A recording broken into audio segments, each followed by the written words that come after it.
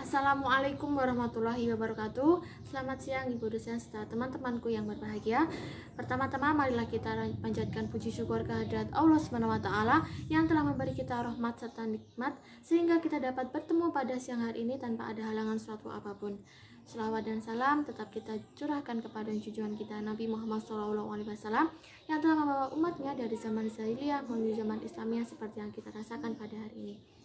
Baik, pada pertemuan kali ini akan diisi oleh kelompok 3 dengan mempresentasikan hasil kerja kelompok kami dengan topik pembahasan pengembangan media pembelajaran 1, rancangan penggunaan media. Dengan saya, Maya Putri Damayanti, nomor induk mahasiswa 201190407 akan mempresentasikan poin pertama yaitu tentang pengertian rancangan penggunaan media. Rancangan merupakan sesuatu yang sudah dirancang, hasil merancang, rencana, program, dan desain. Dari definisi tersebut dapat diartikan bahwa rancangan adalah kegiatan merencanakan atau mendesain media sebelum kegiatan pembelajaran dilaksanakan. Perancangan merupakan tahap penulisan ide ke dalam bentuk rumusan yang menggambarkan media pembelajaran secara rinci. Jadi sebelum kegiatan pembelajaran itu dilaksanakan, perlu adanya rancangan media pembelajaran agar proses pembelajaran bisa berjalan dengan apa yang diharapkan. Kemudian penggunaan berasal dari kata dasar guna yang memiliki arti proses, cara, perbuatan, menggunakan sesuatu, atau memakai. Menurut Kamus Besar Bahasa Indonesia, arti kata penggunaan adalah proses, cara, perbuatan menggunakan sesuatu. Arti lainnya dari penggunaan adalah pemakaian. Selanjutnya adalah kata media. Media berasal dari bahasa Latin yang merupakan bentuk jamak dari kata medium yang secara harfiah dapat diartikan sebagai perantara atau pengantar. Dalam bahasa Arab diartikan media adalah perantara atau pengantar pesan dari pengirim kepada penerima pesan. Jadi, media merupakan alat yang digunakan untuk menyampaikan atau mengantarkan pesan-pesan pengajaran. Pada hakikatnya, media merupakan salah satu komponen sistem pembelajaran. Sebagai komponen, media hendaknya merupakan bagian integral dan harus disesuaikan dengan proses pembelajaran secara menyeluruh. Dina Indriana menjelaskan bahwa media adalah alat bantu yang sangat bermanfaat bagi para siswa dan pendidik dalam proses belajar mengajar. Pada dasarnya, media merupakan alat bantu yang dapat digunakan oleh pendidik untuk menyampaikan pesan, informasi, atau ilmu pengetahuan kepada peserta didik. Dengan tujuan apa? Informasi tersebut dapat diterima oleh peserta didik dengan mudah. Yusuf Hadimyarso menyebutkan bahwa media pembelajaran adalah segala sesuatu yang digunakan untuk menyalurkan pesan serta dapat merangsang pikiran, perasaan, perhatian, dan kemauan si belajar atau peserta didik sehingga dapat mendorong terjadinya proses belajar yang disengaja dan ada tujuan yang dicapai serta terkendali. Menurut Nasution, media pembelajaran adalah sebagai alat bantu yakni penunjang penggunaan metode mengajar yang dipergunakan guru. Dapat disimpulkan bahwa media pembelajaran adalah alat bantu yang dapat membantu proses belajar mengajar sehingga makna pesan yang disampaikan oleh pendidik dapat tersampaikan lebih jelas dan tujuan pendidik dapat tercapai secara efektif dan efisien. Baik, berdasarkan uraian di atas dapat diambil kesimpulan bahwa rancangan penggunaan media memiliki arti kegiatan merencanakan atau mendesain penggunaan alat bantu untuk menyampaikan atau mengantarkan pesan dari pengirim kepada penerima pesan. Itu merupakan pengertian secara umum. Kemudian jika pengertian dalam konsep pendidikan, penggunaan rancangan media merupakan kegiatan merencanakan, mengatur, mendesain dari penggunaan media pengajaran sebagai alat bantu yang dapat membantu proses belajar mengajar sehingga makna pesan, informasi, atau ilmu yang disampaikan oleh pendidik kepada peserta didik dapat tersampaikan secara lebih jelas, mudah, dan dapat diterima oleh peserta didik dengan mudah. Dengan begitu, tujuan pendidikan atau pembelajaran dapat tercapai dengan efektif. Media pembelajaran di sini dirancang disesuaikan dengan kebutuhan pendidikan serta dirancang dan disesuaikan dengan karakteristik peserta didik. Dengan begitu, peserta didik akan mudah mempraktikkannya dalam kegiatan belajar mengajar. Bukan hanya peserta didik, tapi pendidik juga begitu. Jadi, media pembelajaran di sini sangat-sangat membantu sekali dalam proses penyampaian pesan sebagai sarana kegiatan pendidikan. Dan apabila kegiatan belajar mengajar tersebut dapat berjalan dengan kondusif sesuai dengan apa yang diharapkan, maka akan meningkatkan kualitas dari pendidikan itu sendiri serta menghasilkan hasil belajar peserta didik yang unggul dan berkualitas. Sekian presentasi dari saya. Untuk poin selanjutnya akan dipresentasikan oleh teman saya. Nama saya Mega Safita Putri. Saya akan melanjutkan penjelasan dari Mbak Maya. Baik, saya di sini akan menjelaskan terkait analisis kebutuhan dan karakteristik siswa.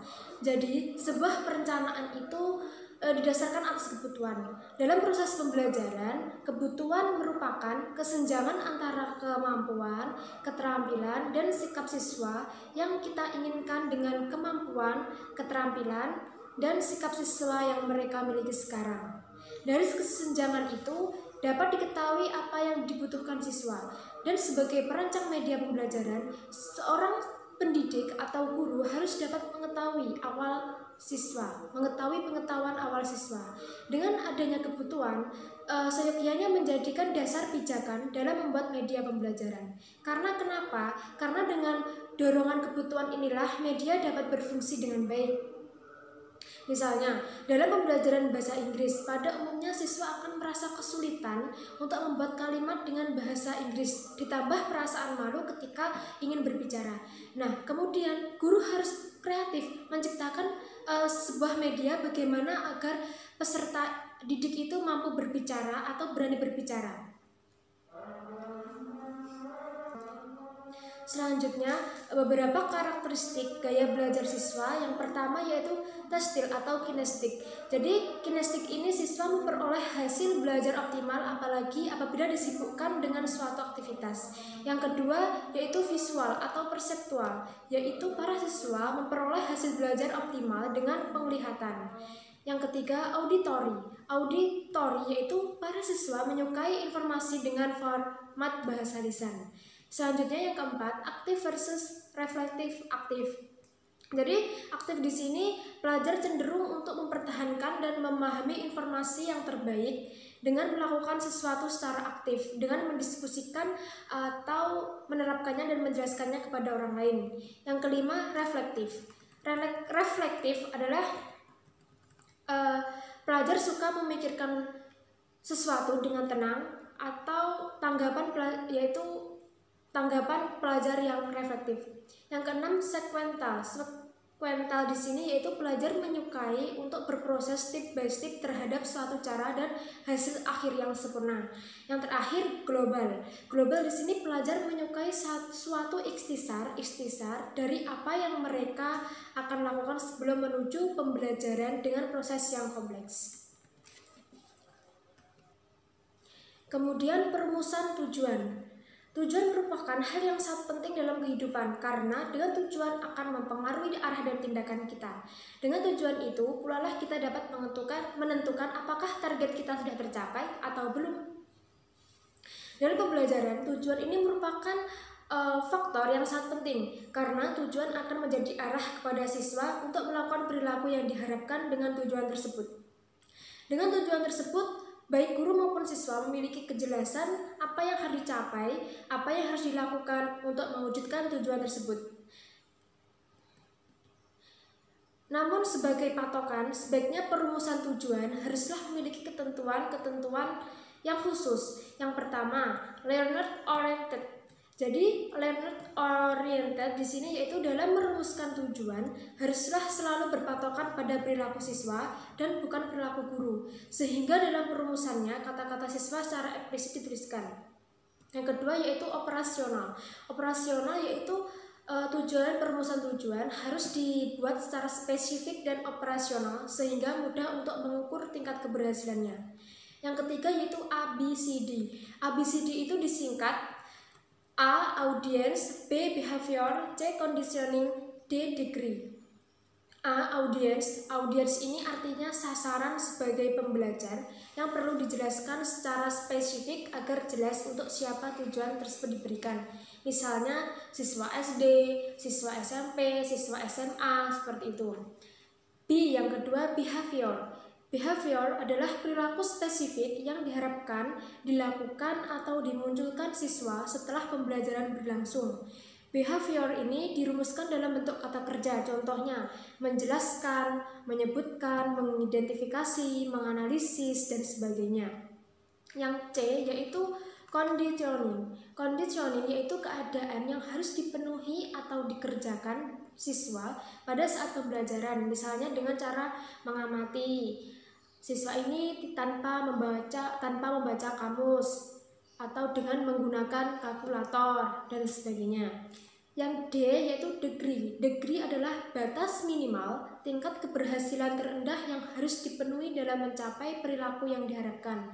Penentuan ini tergantung pada jenis bahan materi, penting tidaknya materi. Contohnya, minimal 80%, 3 buah, 4 jenis, 5 macam, seperti itu, dan sebagainya.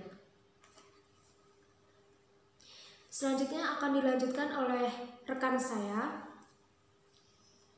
Silahkan. Assalamualaikum warahmatullahi wabarakatuh. Saya Muhammad Bagus dari kelompok 3. Jadi melanjutkan pembahasan sebelumnya, yaitu tentang pengembangan materi pembelajaran.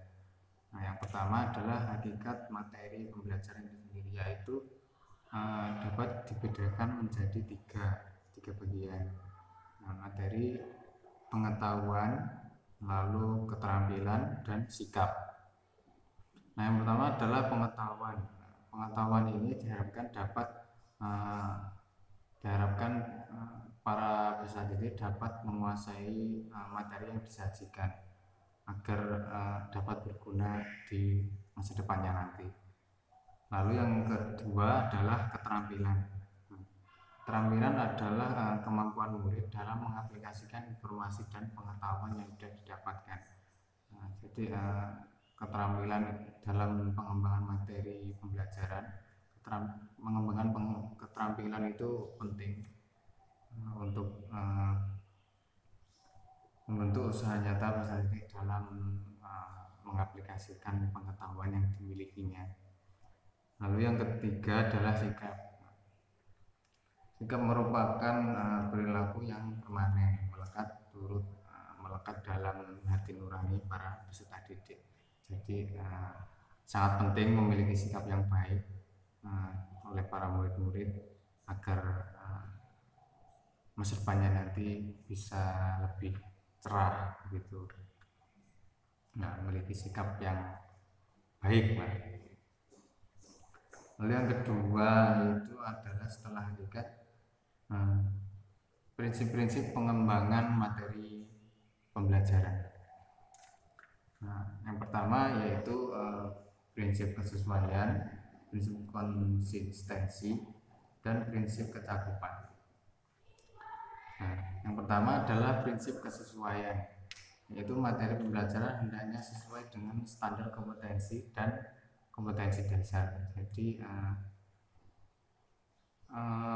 harus sesuai dengan kompetensi dan standar yang sudah ditetapkan. Jadi agar para murid itu memiliki pengetahuan yang lebih bisa digunakan di kedepannya nanti, karena kan sudah memiliki pengetahuan yang sesuai dengan standar kompetensi dan kompetensi dasar. Nah, yang kedua adalah prinsip konsistensi, yaitu materi pembelajaran diberikan pada waktu tertentu harus dapat dibuktikan benernya, lebih pada pelaksanaan pembelajaran. Nah, jadi dalam penyampaian materi, pendidik itu harus bisa mempertanggungjawabkan materinya itu. Nah, dan maka lebih pada pelaksanaan pembelajaran, jadi lebih pada saat kegiatan belajar mengajar itu dilaksanakan. Lalu yang ketiga, prinsip kecakupan, yaitu materi pembelajaran harus dapat memenuhi kebutuhan para peserta didik. Jadi materi pengetahuan harus sesuai dengan apa yang dibutuhkan oleh peserta didik. Mereka butuhnya apa, pengetahuan tentang ini, nanti kan bisa lebih cepat memahami kalau sesuai kebutuhannya, dan jangan terlalu banyak. Lalu yang ketiga setelah prinsip, yaitu langkah-langkah pengembangan materi pembelajaran.